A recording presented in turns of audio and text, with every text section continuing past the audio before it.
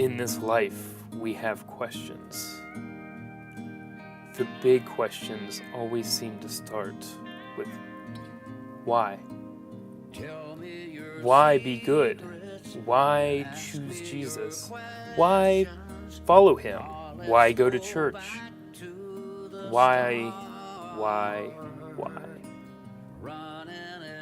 We ask these questions. But the bigger question is, do you wish to know the answer to why? Or do you wish to always ask why?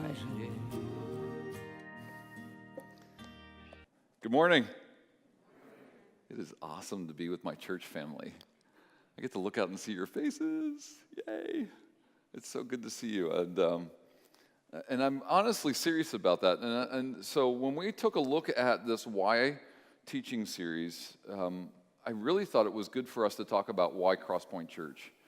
And so today's the day we're going to do that. Next week we wrap up the series with Why Remember. We started the series with Why Jesus, and we talked about the importance of Jesus Christ in our lives and a decision, a life-altering, eternity-altering decision for Jesus Christ that's important for us to make. And then we took the route of why church. Why would you go to church at all? Why would you bother? Why the church exists in the world today. And then we went last week into why do bad things happen to good people. And we had a phenomenal time last week just shutting down the worship service and just praying for each other. And it was a phenomenal moment. If you didn't get a chance to be here, what we did last week is something that was completely unexpected. I didn't know what we were going to do last week. When I finished the message last week, at the last paragraph on the last page, it just said ... because I didn't know what God was going to do. And what God ended up doing is it ended up having people stand up and then people gathering around those persons and putting a hand on them and praying for them all throughout all three of our services here at this campus. And then what God continued to do with that message is I got a chance to speak that message last night to our Arabic-speaking congregation that meets on Saturday nights in our all-purpose room downstairs. And vast majority of them are Egyptian. And, you know, we talked about some of the problems. I don't know if you're aware, but being a Christian in Egypt is not easy. And so that message was profound for them to hear a message that you know, what happens when what do we do when bad things happen? And because, you know, in Egypt, Muslims are bombing Christian churches with people in them and killing people and doing horrendous things. And so it was great to share that message with them last night and to have some of that same kind of impact. So today we jump into the idea of why Crosspoint, because I love me some Crosspoint Church. I do. This is a great church. I asked the question in my 28 years of ministry. This is the second church I've been privileged to pastor. The first church I spent 8 years pastoring a church, actually two churches up in Juniata County. Lived in a little town called Thompsontown, and I was going to seminary at the time. Actually, I went to college from there. Went to Messiah College, and then went to seminary in Philadelphia from there. Commuted back and forth, and those are the kinds of things you do when you're young. I wouldn't want to do that today. And I've been here for almost 20 years, which this July will be celebrating my 20th anniversary of being here at Crosspoint Church. And I know some of you find that amazing. I just look in the mirror and it makes sense. All right? I didn't have this gray hair when I got here. I promise you I didn't. And I had a whole lot more of it, as some of you may know and remember the ponytail. But in my 28 years of ministry, here's the question I've always asked. If I were not the pastor of this church, would I attend this church? I mean, it's a great question for a pastor to ask, right? If you're not the pastor of this church, would you actually attend this church? Because in the United Methodist system, you're actually appointed to a church. You don't have a choice. They tell you what church you're going to go to. And so the question is, would I go to this church? Because there are lots of pastors that I know. I'm friends with pastors who are pastoring churches that if they were to wake up on a Sunday morning and decide which church to go to, it wouldn't be the one they're pastoring. And there are changes that need made in those churches, and it's just so difficult to make that change and so difficult to navigate through that. This is one of the reasons I wrote the book. And because we have gone through a lot of change here. and managed to navigate through that to get ourselves to a place where we are a multi-site church, 4 campuses, 8 to 9 services on a weekend, seeing hundreds and hundreds of people who get a chance to hear about Jesus, but more than that, get a chance to be a part of family with each other. And so I thought it would be good to just take a look at what it means to be Crosspoint for a bit. And if you're new with us, this is a great opportunity for you to just hear a lot about our church and who we are. And if you're around for a while, you're going to hear actually some things maybe you've never heard before about Crosspoint Church, so keep your ears open. And I'm going to try really hard not to put anybody to sleep. But the first thing I really want to do is go into the state of the church in general in America today. I want to talk about what the church looks like in America today. And so I went to the resource that I know best, and that's George Barna. George Barna is kind of the Gallup poll of Christianity, and then every year he produces something called the State of the Church. And so I'm going to talk about some things when it comes to the state of the church in 2016 that I think it's important for you to know. The first thing is this: 73% of all Americans claim to be Christian. 73%. Now, interestingly enough, you might find that number fascinating, but interestingly enough, that number is down from what that number used to be about 10 years ago, which was 84%. 84% about 10 years ago saw themselves as Christians. But what you also see up there is about 20% call themselves the nuns.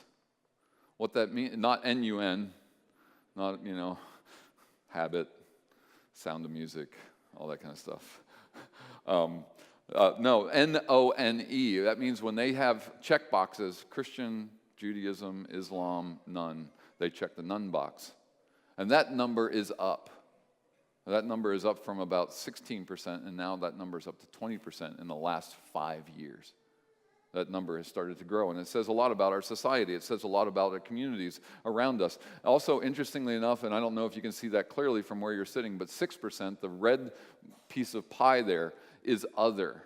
And what other constitutes is Islam, Buddhism, Judaism, or Hinduism. Only 6% of our society relates itself to those faiths, all lumped together.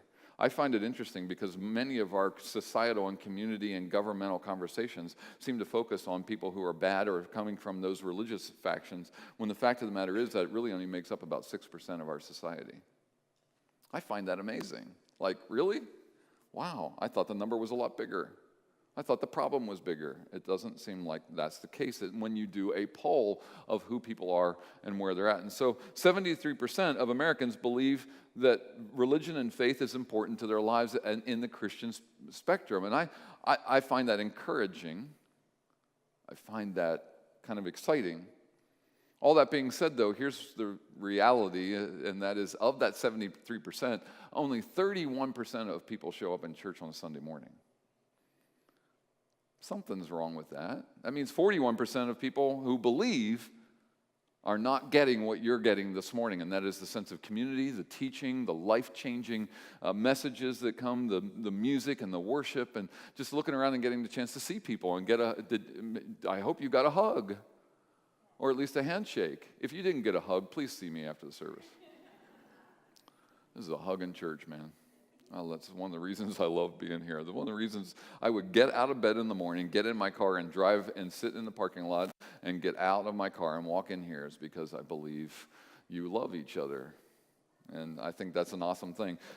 But here's another piece of the picture of the church in America today, and that is this: most people who are attending churches are attending small churches. They're attending churches of somewhere between 20 people a weekend and 500 a weekend, which in America is considered a small to medium-sized church.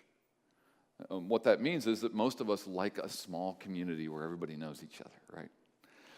Feels comfortable. I know everybody here.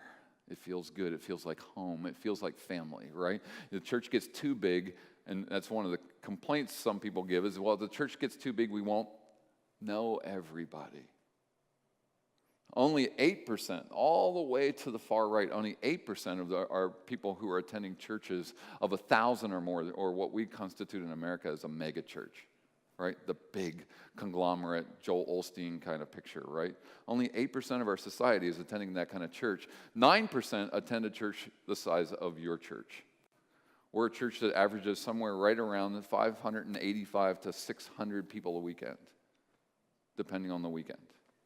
And so what I looked at when I looked at the statistic is I also realized that most of us are attending a service on a regular basis, a slot on a Sunday morning, 8 o'clock, 9:30, or 11. And our average attendance in those services are 8 o'clock is about 110 people, 9:30 is about 160 to 180, and then 11 o'clock is about 120. So we actually have 3 small churches. We kind of like it that way. Now, that doesn't mean there still isn't room for people. There's actually room right here in that spot right there. And there's some room over there, right? I see some room. There's room in the middle right there. Like, nobody sits there. The 8 o'clock, nobody sat there at the 8 o'clock service either, right there. I just find that just kind of interesting. So there is room, right? I mean, you wouldn't feel like we're sandwiched, sardined in here if more people showed up, right? We'd be okay with that. This room actually comfortably seats about 300 people. So we have room for more people. But why would they come to Crosspoint Church, right? But here's what we also know. Within the last 6 months, and this was really encouraging to me, within the last 6 months, when asked, have you attended a worship service in the last 6 months, 55% of Americans said yes. Now, you got to throw in there that Mother's Day was in there. You know, everybody comes to church on Mother's Day because of mom, right? Why isn't that true on Father's Day? No, that's another question. No, anyway. My kids don't call me up and say, hey, Dad, I'm coming to church with you on Sunday. Like, yeah, right. It's Father's Day. Nothing going to happen. Anyway, Easter is in there, or Christmas is in there. And so, you know, you get those bumps. But basically 55%. I'm encouraged. That means more people are coming to church than not.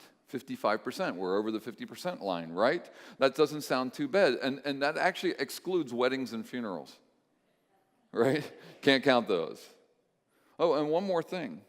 75% of Americans, when asked, do you pray? 75% said yes. I just find that great. People are praying. The trouble is they're not going to church. Now, I'm standing up here, and you would expect me to be upset by that, right? But I'm not upset by that for the reason you might think. So I want to talk more about that, because those statistics, while showing us that fewer and fewer people are identifying with Christianity as they did 10 years ago, and fewer people are going to church than they did 10 years ago, I still think the question we have to ask is why church, and especially why Crosspoint? Of the 25,000 people who drive by this building Monday through Friday, why would they get up on a Sunday morning, get dressed, get in their car, drive to this place, find a parking spot, get out of their car, and walk into somebody else's house where they know they're going to feel a little uncomfortable? Why would they do that? Because that's scary, isn't it? I mean, let's just face it. That's a little scary. And usually the reason is, 50 years ago, the reason was because there was a general consensus in America. There was a community thought process that church was a good thing and most of us should go, right? Some of us grew up in that time frame. I grew up never having to ask on Saturday night what I was going to be doing Sunday morning. That was just understood. That doesn't exist anymore. That's gone. One of the reasons I like Crosspoint Church is because we face reality. That's gone. It exists in very small pieces and blips. So why would anybody do it? Well, I think people would come to Crosspoint Church for very real reasons, and I want to share them with you, which is the reason you thought I would get to eventually, right? So the first one is this. If you got your teaching notes out, the first one is this. Teaching notes are in that program that you that you were handed. You can fill in the blanks. If not, just feel free to just walk along with us, because we're gonna dive in and out of the passages that were read earlier, and I want to talk about why I believe Crosspoint Church is a place for people to be at and why we do what we do. And the first one is this. I believe that here at Crosspoint Church, we are a God-centered, God-loving kind of church. I believe that what we do is all about God. Matthew 22, verse 37 says, you must love the Lord your God with all your heart, with all your soul, with all your mind. That's who we're supposed to be, that it's all about loving God. That everything we do reminds us that we are a part of a people who God loves, and we are called to love God back. It'd be easy to be the kind of church that's all about splash and all about fancy and all about lights and all about music and all about, the show. It'd be easy to do that. It would be expensive, but it would be easy because that's attractional church. It gets people in the door. But then what? And my heart has been and will be that we are a church that helps people find their way to God. It helps people get to a relationship with God, and eventually in such a way that we can get out of the way and let them have a great relationship with God. That it's not about having a relationship with each one of us or having a relationship with Crosspoint Church or having a relationship with me. It's about a relationship with God, and that's what it's all about. That's why our first banner hanging there says, "Love God." And I'm just going to say this to you in the form of kind of a confession. I apologize when there have been times when I have gotten off track from that. Loving God first and foremost. It happens. Maybe you didn't even notice, but I did. There were moments when it was all about the lights, or all about this, or all about that event, or all about this thing happening. And sometimes in the middle of all of those things, it's easy to just lose track for a moment, to get off track for just a second, and not focus on God. And I am bringing myself back to that central piece that it's all about God. I want that to be who we are. Amen? Secondly, the second thing I think it's all about for us is I believe that we are a church that loves other people as though they were our family members. I just believe that. I believe that we love people, that you can experience love in this place like you're a part of the family. Matthew 22:39 says, a second is equally important. A second command meaning is equally important. Love your neighbor as yourself. That's what we're called to do. And at Crosspoint Church, we're called to do the second part, to love our neighbors. That's why love others is up there on the banner. Because we're called to do this. And I think we are uncharacteristically friendly here at Crosspoint Church. I say that anecdotally. It's really hard to tell, except that it's really hard to get you out of this room so that we can do the next service. And it's really hard to find space in the lobby. That's why we need to expand the lobby, and that's part of our plan. Because you just love hanging out with each other. And here's what I've also learned. You will pull anybody into those conversations if they're just walking by. I had the privilege of talking to a pastor about 2 months ago who came to our church and met me in the lobby and said to me, "Hey, I have something to tell you." And I went, "Oh, crud. Like, what did we mess up? What did we do wrong? What is she going to tell me, that I didn't do or that we need to do?" Or, because I really don't, in between two services, I really don't need your wisdom right now. I need to stay focused, right? Right, send me an email kind of feeling. And she's like, "So I really need to tell you this." I said, "Okay." She said, "I'm on sabbatical right now. I'm doing a study, and I'm going around to lots of different churches. Heard about your church, thought I'd stop in and check this out, and because I've heard about Crosspoint Church." And I went, "Okay, wow, that's kind of cool, but when's the shoe going to drop, right?" And she said, "I just need to tell you this. A lot of churches I go into tell me they're friendly. You never had to tell me you're friendly. And this has been the friendliest church I've ever set foot in my life." And I went, "When?" Yes. That's your fault. Thank you. Because I can't do that by myself, right? I can't run around making this the most friendliest church in the world. I can't do that. As a matter of fact, that's not my job. It's our job together, right? The only way this place can be the friendliest church in the world is if we make that a part of our life, and I believe we have done it. It took a long time to transition to get to be that. It took some time and some struggle, but we got there. And so I just want to encourage you this morning on how to continue to do that. Here's something that I got from Tom Rainer. Tom Rainer is the CEO of Lifeway. The Christian bookstore over in the Colonial Commons, Lifeway Christian Publishing and all that kind of stuff. Tom Rainer is the guy who's in charge. And he put a blog post out this week, and I caught it, and I went, wow, I've got to share this with people this weekend, because I think it just takes us up another notch, ramps us, our guest appearance a whole lot further up the ranking. And here's what he says we can say, that there are 7 things we can say to new people, to guests who are coming into our church on a Sunday morning. Here's the 7 things. Ready?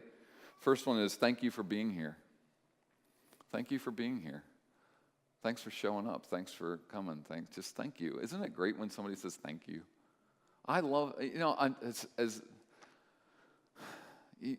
not the reason we do things, but it sure is great when somebody says thank you to me. And I know how that feels. Thank you for being here. Secondly, the second thing we can say to people is, let me help you with that. Or can I help you with that? When you see a mom walking in with a diaper bag, a baby, and a toddler, one of the first things we should all think of is, how can I help this person? Right? How can I help this person? When we see somebody who's struggling with a cane or a walker or some other difficulty, the question we should be asking is, how can I help you? And the next one is, can I help you find a seat? Because I sit right here, and you could sit with me. Can I help you find a seat? Maybe you can take my seat. That's the next thing we can say. Number 4, and the fourth thing we can say is, this is risky. I understand how risky this is, but this is the challenge, right? Here's my email address. Feel free to ask me anything you want about our church. Here's my email address. Feel free to ask me anything you want about our church. It's a little crazy, right? That's out there. But it's how we communicate today, isn't it? It's how most of us communicate back and forth. Number 5, can I show you where you need to go? If somebody, this building, by the way, is a maze. If you have not been in this building before, it's hard to find your way from point A to point B. It was built in the time frame when everything was walls, halls, and doors. And there's no open concept to this building whatsoever. And so it's just hard to find your way. And so if you see somebody who doesn't seem to be knowing their way from point A to point B, just jump in and say, can I help you find your way? Or do you know where you're going? Can I help you? Especially if you know your way around a little bit. And it might be just as simple as they just need to know where the bathroom's at. Most of us know where those are at, right? There's 2 over there, and there's 2 over here, and I feel like an airline. Anyway, right, yeah. All right, so number 6, let me introduce you to whoever you feel most comfortable with. Let me introduce you to the pastor. I happen to know the pastor, and let me introduce you to him, and feel free. Walk that person to me and say, hey, I want to introduce you to somebody who just got here this morning. Or maybe it's Pastor Land, the worship pastor, and you happen to have a relationship with him, or you know him in some way, and you're just like, hey, let me introduce you to somebody, so that a connection gets made. We tend to return when connections happen, right? Makes sense. So help make those connections. And then lastly, and this one's, I think, even more radical than the email one. And here's what Tom Rainer says is number 7. And he says, how about this? Would you join me for lunch today? And you're like, oh, wow. I don't know if I want to have lunch with a perfect stranger. But it goes a long way, doesn't it? Now, granted, that might be an exceptional situation, and it needs to be obviously appropriate to ask that question. Maybe you've made some kind of instantaneous connection with that person. You want to spend a little more time, or maybe they're saying, do you know a good place for lunch? And you're like, yeah, I do know a good place for lunch. I'm actually going down to Cracker Barrel right now. You want to go with me? And you get a chance to sit and talk just a little bit about life in church, just a little bit more. It's some of the things we could do to be the kind of church Jesus wants us to be, and the kind of church I believe we are. Just takes it to another level, doesn't it? All right, so why Crosspoint Church? Why love God? Why love others? Because I believe it's something that God has called us to do. Matthew 28 says that we are supposed to go into all the world and make disciples. I believe that we are a church that does a great job of focusing on people who are not yet into the kingdom, people who are far from God. And that God has called us to reach people who are not yet here and not yet in the kingdom and don't know what you know about eternity. Notice Jesus doesn't tell his disciples to go make churchgoers. Notice that, right? He says, go make disciples, people who fall in love with God and who want to follow him and live for him every single day. That's what he says. Well, I believe what John Wesley said is true for us. The world is our church, and anybody can come. And as long as there is room, I will keep speaking that message. And I don't care if we have to start more services because we're out of room. I just believe, and I thoroughly believe that there is room here for more people. The last time we did the demographics just a few years ago, the demographics showed us that within a 5-mile radius of this church, there were 125,000 people who do not go to church. Now, I don't think we have room for 125,000, but I think we have room for some more. And so if you think, well, the problem isn't that great, yes, it is. The problem is significant. There are people who don't know God. There are people who need to know that Jesus Christ died for them, rose again from the dead so that they could have eternal life for them, just like he does for us. So why Crosspoint Church? Because I believe in what we do. I would come to this church even if I wasn't the pastor. As a matter of fact, on Sunday mornings when I'm not pastoring, I still come. I still come here. Because I believe that we love people. So much so that we're willing to do things specifically focused on reaching people who are far from God and reaching people who are struggling. All the way to Sierra Leone and back. It's crazy, but it's who we are. And I believe that leads me to two things that are not in this passage, the two passages that we read this morning. But I want to point out to you that I believe are the heartbeat and the fabric of who we are as Crosspoint Church. And the first one is this. This is what I believe makes us who we are. That first, we are abundantly generous. That we are crazy givers. I have watched needs met by you. That all you needed to know that there was a need, and the need was met, that people's lives were changed. Let me just tell you a little bit of some of the things that we've done. We've helped countless families with situations in their homes, like paying rent, helping them find furniture and clothing.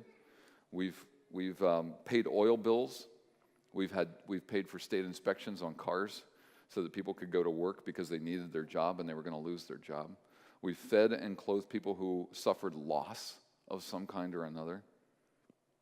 That we have provided beyond just for single families. We have provided for lots and lots of people to the tune of Christmas gifts to thousands of kids, whether it was the shoebox program or whether it was Project Angel Tree, whatever it may have been.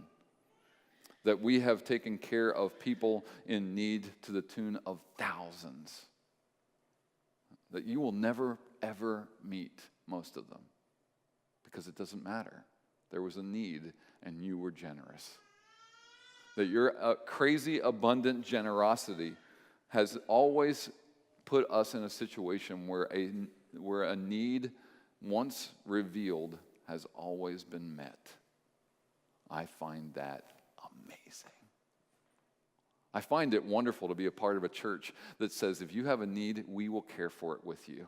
We will come alongside of you and help you through that situation. And I love being a part of a church that's like that. And I think you love being a part of a church that's like that. And I think other people would love to know that there are churches like that, because they would come to a church like that. Because I think most people are turned off by church. But if they ever discovered that your church is like that, I think they would show up on a Sunday morning. So it's your job to tell them about it. It's our job to speak that to the communities around us where our campuses are at. And it's our job to keep doing ministry in such a way that people get to learn and find out more about who we are as Crosspoint Church. So that leads me to something that I need to tell you. Because while there's lots of good news, there is other news. I wouldn't call it bad news. It's just other news for me. So let me tell you what that is. Last year, on Palm Sunday, we launched a capital campaign, a $1 million capital campaign. The campaign was launched to do some of the things around the Crosspoint campuses that needed to be done and was needed for years. And so we decided it was time to launch a capital campaign to care for some of the things that we needed and to care for the debt that we incurred when we launched our South Hanover campus, and to put some money in the bank to make sure that our Midtown campus was going to be okay, the newest of our 4 campuses. So the elevator at Rutherford is done. That project is finished and complete. People are going up and down. There you go. Just like it's supposed to. It only got stuck once. They had to call the fire company. It was ugly. Oh, gosh. That's not what you want, right? I got into the church elevator and it stopped right in between the floors. Not what you want. But it's working fine now. The ramp out here that makes our final entrance handicapped accessible, ADA compliant, is just about finished. We're dealing with one small issue with the township and ADA compliancy that they're in the process of finishing, and then we'll get some landscaping done out there, and our front face to Colonial Road will look gorgeous. And I'm so glad, because that was much needed. The $340,000 debt that we incurred when we launched our South Hanover campus is now down to $190,000 because of your generosity. And we have launched our 4th campus. And we are currently tracking in our capital campaign, we are currently tracking at 102%. I don't know if you do math, I don't, so people had to tell me what that means. That means if 100% means we get $1 million, we're actually tracking at 102%, which means we're going to see more than $1 million. It's awesome. You people are amazing. Now, here's the other news. The Sunday after we launched the capital campaign was Easter Sunday. And from that Sunday until now, our giving has been flat on Sunday mornings. Now, it's kind of anecdotal that it happened the Sunday after we launched the capital campaign, but I somehow think there might be a connection. That our capital campaign is running at 102% of our estimate, but our weekly giving is down. We went into 2017 with a faith budget that had a 4.4% increase because we believed that we had some momentum going into the new year and great things were going to happen. Instead, we have stayed flat in our weekend giving. And so what that means is we're down right now, below where we need to be by the end of the first quarter by just a little over $40,000 to meet budget. That's a significant number. And there are 4 quarters to the year. So if you start doing the math, that adds up to $120,000 below budget by the end of the year. I don't want to be there because we have great ministries that we can be doing. We have amazing things that we have planned to do in each one of the communities of Crosspoint Church. That there are terrific things, ministries that we can do to touch and reach people's lives with the eternity-changing message of Jesus Christ. So I don't want to be here. But I thought it was time, and our church council on Tuesday night thought it was time for you to know what's going on. Because we've been watching this and tracking this. We've been paying attention very closely, and we've been making some very clear decisions on how to tighten the belt. Our staff met together last Tuesday, and we sliced and diced through our budget and cut out as much as we possibly could. I have contacted the district superintendent of this area for the United Methodist Church because just recently the Harris Street United Methodist Church was sold. Another church bought the church, and so there's some revenue from that, and we're going to get some of that revenue. And that will help us to do the work we're doing in Midtown and ease some of the situations on our own budget here. We're looking at all kinds of ways. Your church council and your staff are diligently looking at ways that we can make sure that we end the year positively. Now, I don't believe the sky is falling, but I believe at the end of the first quarter, you needed to hear that that's where we're at so that we can turn this around a little bit. And it's amazing what $5 or $10 extra a week can do when you look at a budget and you look at how we can support and do ministry through Crosspoint Church. Not just here, but around the world As United Methodists, it's one of the neat things that we do. And as a matter of fact, that's my last key point and the last thing I wanted to share with you this morning. That I think one of the things that makes us strong and one of the things that makes Crosspoint amazing is our denominational connection. I talked to somebody the other day who said, it took me almost forever to find that on your website that you were United Methodist. And I went, yeah, that's kind of on purpose. Because I don't believe being United Methodist is what makes us who we are. I think our love for God, our love for others, and our desire to see people become disciples is what makes us who we are. And I think being United Methodist is kind of like foundational for us. It's a great connector piece that does something that only a denomination can do, which gives you strength and tethers you to something strong. Because I've watched that happen in my own life. I've done mission trips, not only here in the United States, but globally, where when the people found out we were United Methodists, they all of a sudden trusted us because of who we are. I have gone into third world countries with 2 suitcases full of stuff and was told that I can go right on through. We're not going to check your bags. We're not going to check anything. You can just go right on through because you're UMC missionaries. I've been through machine gun checkpoints in those third world countries where when they saw UMC on the side of the vehicle, they waved us through. I don't know if you understand what the impact of that, but the phenomenal piece about being a part of a bigger, larger picture is that we get a chance to support things like being on the ground first when tragedy happens somewhere in the world. That's who we are. The United Methodist Committee on Relief is oftentimes the very first relief structure into places where disasters happen. And that's because we sit here on a Sunday morning when the offering bag goes by and we put something in it. And that goes throughout the world. And I love that piece. I love that connection. I love that part of who we are. So, why Crosspoint? It's a great question, right? Because we love God. Because we love others, because we strive to make disciples no matter who they are or where they're at in life, because we're generous, and we're going to be generous with whoever walks through the door, and because of our denominational connection that makes us connected to people around the world. So why Crosspoint Church, right? Now, I didn't stand up here telling you all this so I could convince you to come to Crosspoint Church, right? Many of you are already convinced. So for those of you who are already convinced, I just wanted you to know some of the stuff that goes on and remind you of why you're here. If you're here for the first time this morning, or if somebody drugged you here, or somebody invited you here for some reason or somehow, and you're hearing this for the first time, what a great Sunday for you to be with us. You got a chance to hear about who we are and what we do and what makes us tick. And so I'm glad you're here today. But it doesn't end here. It cannot end here. It's got to go into the world.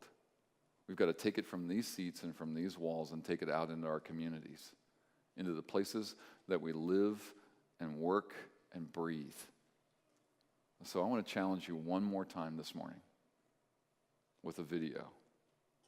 I want to play this and let you think about just how we can go to the next level. And while we're doing that, we're going to take our offering this morning. So, the offering bag will come by. Make sure you're abundantly generous, as I know you are. And pay attention to this video that will challenge and encourage all of us to take the next step in what it means to be people of faith and people of Crosspoint Church. Here's the most important thing about this service. The point of this service, and every service we do here, is simple. It's never meant to be an end, but a beginning. Think about it. Every Sunday, you may have the feeling, is this it? We know it. It's not bad. It's not evil. It just needs to be divinely transformed into a belief that says, when this service ends, my Christian faith begins. You see, the point is not to only receive all that this church has to offer. The point is to receive it, then give it away during the week. The point is not to make our church more exclusive, but to make Jesus available to everyone we brush up against. The point is not to pit the sacred against the secular, the Sunday versus the Monday. The point is to see all of life, our church lives, our work lives, and our family lives as divine opportunities. The point is not for you to get caught up in your own story. The point is to become fully alive to the grand story God is telling through you. Here's the point. Church is not about church. It's about living outside of the walls. By the way we interact with people, we can and we will become like Jesus. And people won't just hear it, they'll feel it. They'll feel the companionship of the Almighty because you are walking with them. And they'll feel, some for the first time in their lives, the love of Jesus. So go, be loved by God and give that love away freely to all. Because there are people in your current circle of relationships who are grasping for that one breath of Christ's life. And you're it. And that's the point.